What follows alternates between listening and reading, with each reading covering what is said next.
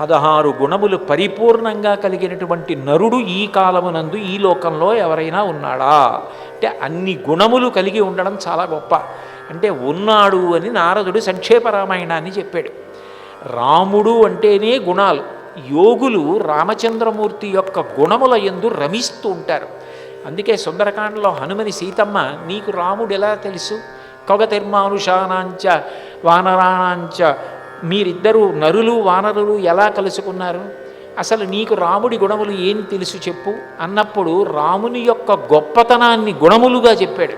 రక్షిత జీవలోకస్య ధర్మస్య పరిరక్షిత, రక్షిత స్వస్య ధర్మస్య స్వజనస్య చ రక్షిత, యజుర్వేద వినీతశ్చ వేదవిద్భిః సుపూజిత, ధనుర్వేదే చ వేదేషు వేదాంగేషు చ నిష్ఠిత, తేజసాదిత్య సంకాశ, క్షమయా పృథివీ సమః, బృహస్పతి సమో బుద్ధ్య, యశసా వాసవో సమః. అమ్మ, రాముడంటే గుణములకు నిధిమ్మ.